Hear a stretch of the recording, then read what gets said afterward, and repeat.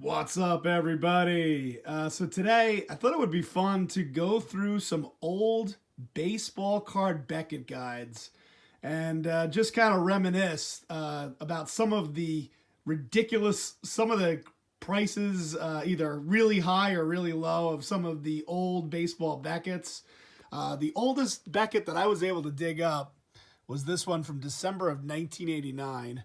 And I know I have more Beckett's laying around somewhere, and I've thrown away a bunch of Beckett's over time, but supposedly Beckett started making price guides in the 70s, and Beckett Media was founded in 1984. But like I said, the earliest one that I was able to find was December of 1989. So thought it would be fun to kind of go through that with you guys, go through some of the prices, some of the articles that were written in some of these older Beckett's, and just, of course, it's easy now in hindsight to go, oh, well, of course, I should have bought this card or should have paid, 30 cents for a Derek Jeter 93 SP card or whatever it was.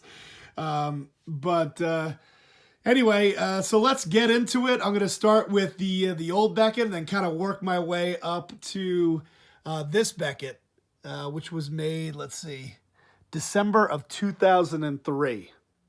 All right, guys. So here we go. December 1989. This is a Ricky Henderson on the front, 1980 Topps card on the front, and let's just check it out. So I just wanted to point out this. You can see I put my little sticky notes here to bring me to the right pages. But there's a Jack Armstrong. I remember where that used to be a big thing when people would mess with these, these junk wax cards and make it kind of look like a garbage pail kid.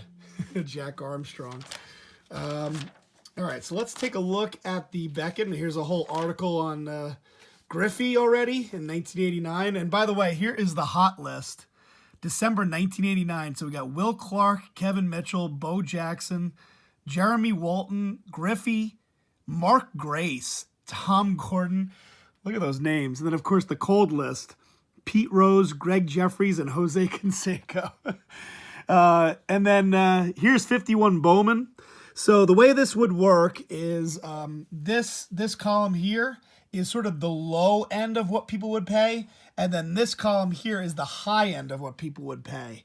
So people would pay between $3,500 and $5,000 for a Mickey Mantle rookie. So condition it was important, but it wasn't as important as it is today. So you could probably pick up a perfect Mickey Mantle at the high end for like $5,000, maybe $6,000 to $7,000, if it's really perfect. And then you have a Willie Mays rookie for $1,650 on the high end. Can you imagine? And then you can see here is the Hank Aaron rookie selling between $700 and $1,000. I'd have to take a look, and I'll put images below of like what the cards are currently going for. But you can imagine getting a perfect Hank Aaron for $1,000 back then. And speaking of a set that's really tough to get in nice condition, how about the 71 Topps set? And how about a Burt Blyleven for $20? Burt Blyleven rookie. Or a Ted Simmons rookie who just got into the Hall of Fame for $8. Bobby Valentine. Just crazy. Steve Garvey for $75. So Steve Garvey was a little bit more expensive. Man, oh man, would I love to go back in time and get some of these 71 Topps cards in like perfect condition. Get a Burt Blyleven for $20 in perfect condition. I always thought it was interesting, like back then the error cards were really big. So you can see here, like, the rest of the set is like, there's not much. I mean, the set goes for $32, but they have the John Littlefield errors for $150. So, and then of course, another error card for $20. And then you have the 82 Topps set, and let's see if we can find, is this there's the Ripken. The Ripken for $12. Let's see what and then you can see the Topps traded Ripken was going for about $10 back then. Thought it was interesting that the 82 Topps traded card of Ripken was less than the regular Topps card. And, of course, the error card of Pascual Perez going for way more than any other rookie in the set. 84 Don Russ. So this is when Mattingly was king. Look at that. Mattingly rookie for $60. And then the set, look at the set, was going for $240. And then, of course, there's the Fleer update set, which even back then was really expensive. And let's see, 85 tops. And there's the Mark McGwire going for $18. And as you guys know, so this is December 1989. So McGwire had that big rookie season, but it wasn't until like later on in his career when he started doing steroids that he really his card popularity just took off. And then of course there is the 86 Don Russ. Let's take a quick look. There is the Jose Canseco rookie going for $48. 86 Don Russ. Let's see what else. And here it is. The 1989 Upper Deck set had just come out. And you can see here, number one in the set, the Griffey, going for $10. And you can see here the 89 Upper Deck Extended was going way up in value. So some interesting stuff. Guys, so this next Beckett is from January 1990. It's got Ruben Sierra on the front. And there is Wade Boggs with his chicken. I guess he really loved chickens. And then I thought this article was really interesting. It's like way before its time. This is, he says, I'm curious what your feelings are concerning professional card grading services. Will it make the hobby more stable and facilitate its growth, or will it cause it to stagnate as the coin market did by giving a few large dealers the power to make a market in any given card set or company? So thought that was really interesting that this question was asked, in like January of 1990. So, and then they talk about how there's a company that is beginning to look into this. Currently, one heavily promoted card grading and slabbing service is attempting to standardize grading and attach a premium value to its slab cards. For example, according to its certified card dealer price guide, a slabbed 89 Upper Deck Dale Murphy error in perfect condition is worth $4,500. But how many Murphy errors aren't perfect or close to it? Is that a service or scam? Only time will tell. So it's so funny that question was asked and answered, and the guy didn't really answer the question. He sort of answered it with a question, and it's very interesting. And even to this day, people argue whether it's a service or a scam. It's amazing. Even in 2020, people argue whether it's still, I guess, sort of both. It's, in some cases it can be a great service, but it also can, the problem is that it can easily be scammed. And then the decade's best cards, which I thought was interesting. The decade, so this is this guy's opinion on the decade's best cards. So it included the 1983 Topps Darryl Strawberry, the 89 Upper Deck Nolan Ryan, the 89 Topps Greg Jeffries. Then we have the Rod Carew George Brett. I think that's from 81 Don Russ. The Mike Schmidt 89 Fleer. I mean, totally random. The Corey Snyder from 87 Fleer. The 87 Fleer Kevin Mitchell. The 88 score, which I thought was hilarious, Jose Leaned, which that card must be really rare. The 88 score Leaping Lind.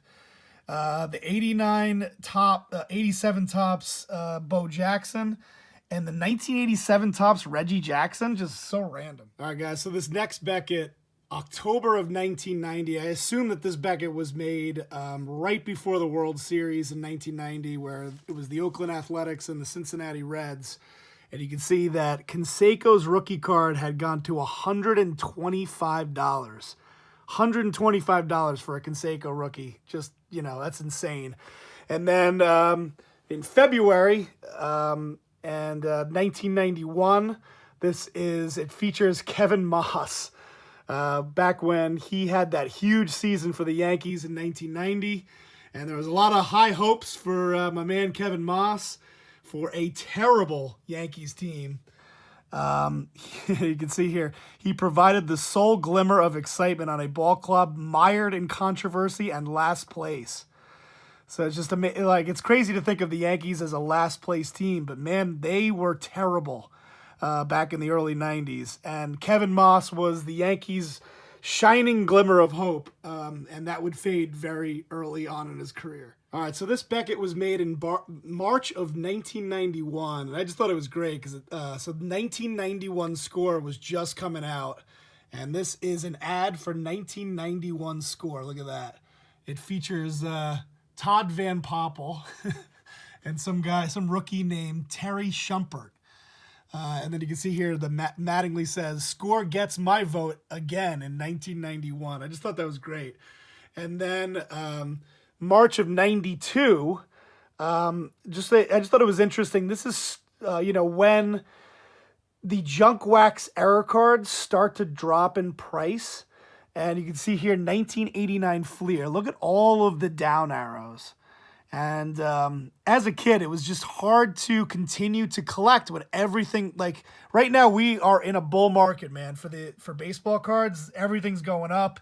But in March of 92, you opened up every single Beckett and all the cards that you owned were all, going down in price and value. And it's just maybe a reminder of, to be careful with baseball cards because, we could end up in a recession, a baseball card recession like we did.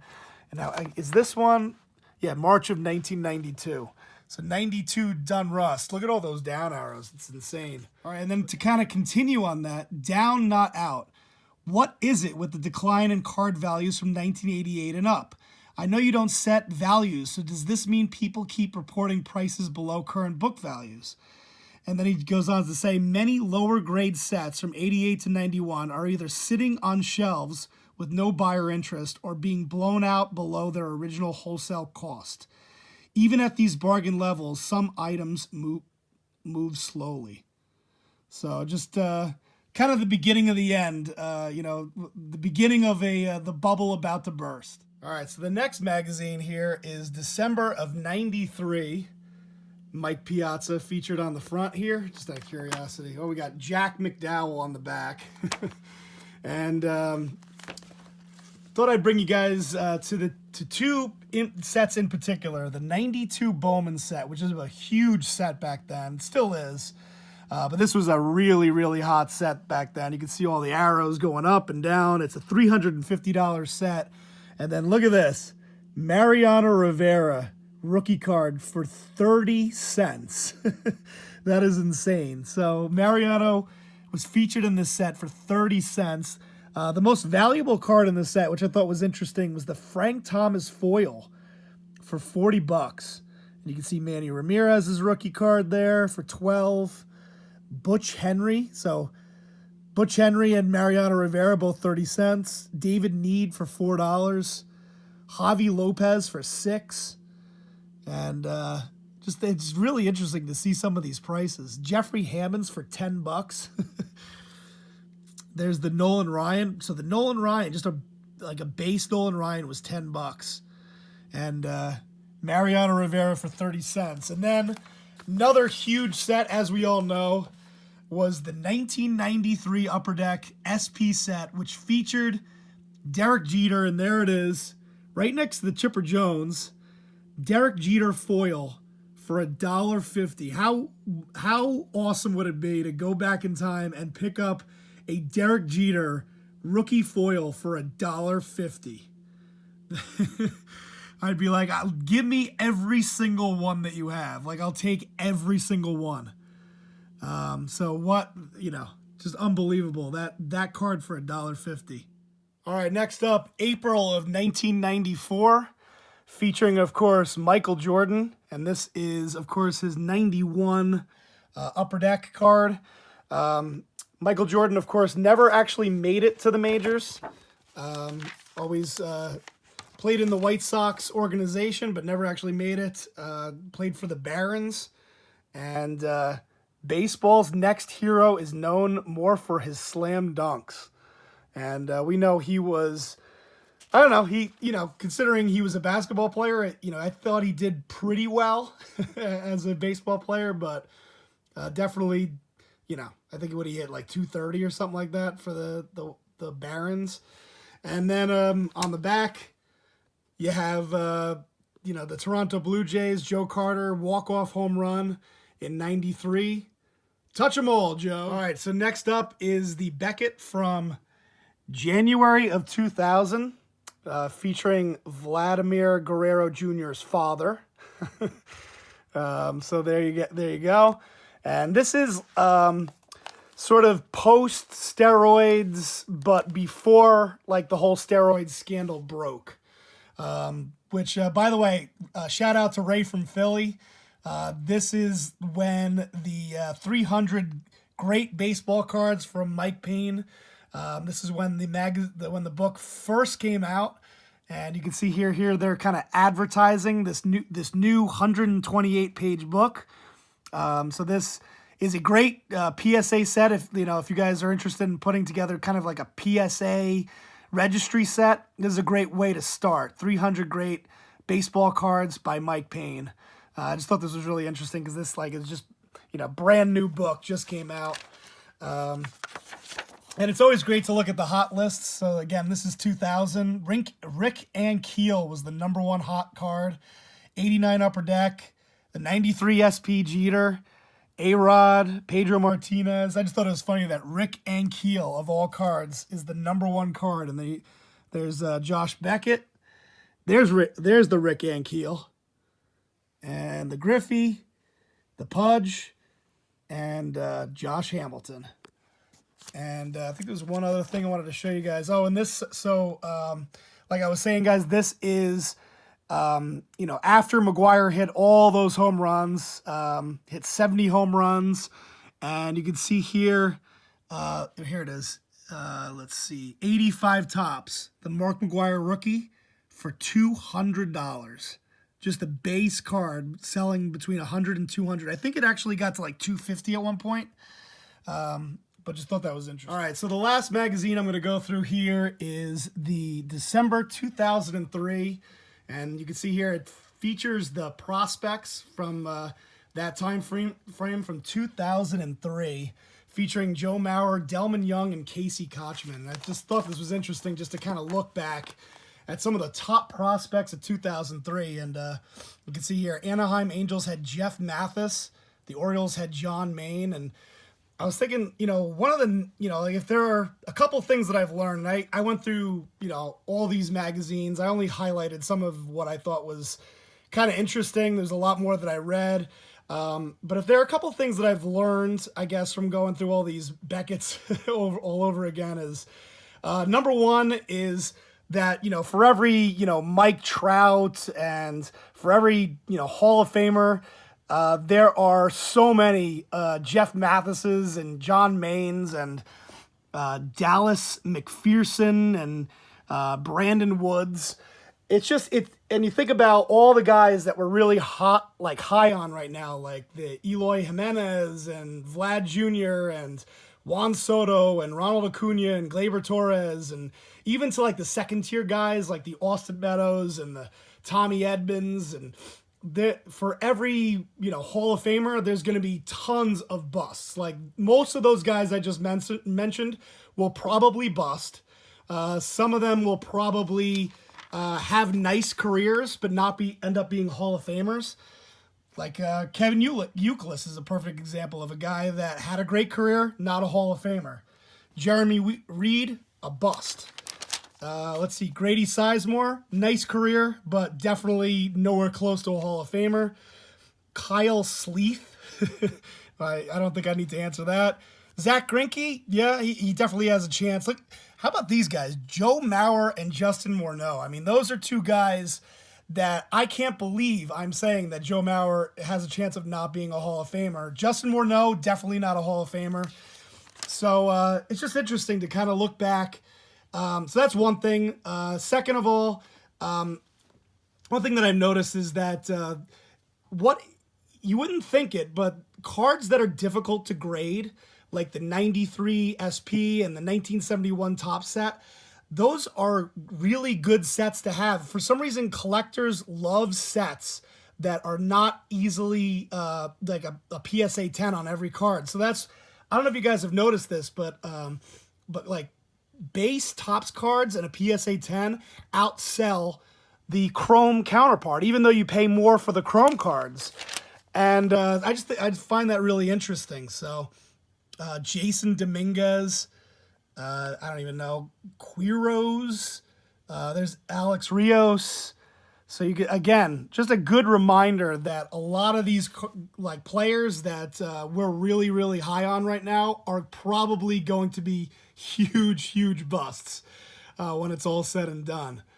So that's it, guys. Just thought it would be fun to kind of go through those magazines with you, kind of pick out some of the highlights that I found as I was going through all of them. Always fun to read through some of these old magazines and look at cards that and the values of those cards many years ago and compare them to what they are now. And some of the cards that we look at today will go way up and some will go way down, especially the modern stuff. So it's good, definitely a good reminder. So there you have, there's the Barry Bonds rookie for $30, and there's the Tiffany for $400. So yeah, you know, I guess a PSA 10 Tiffany Bonds goes for like $1,600 now, but this is obviously not a PSA 10. This is just like the high-low of an ungraded card. But anyway, thanks for watching, guys. Hopefully you enjoyed this video. Let me know what you guys think. Are these videos kind of fun? I didn't show off any baseball cards. It's just kind of an analysis video. So let me know what you think, and I'll talk to you later. Thanks for watching. Talk to you later.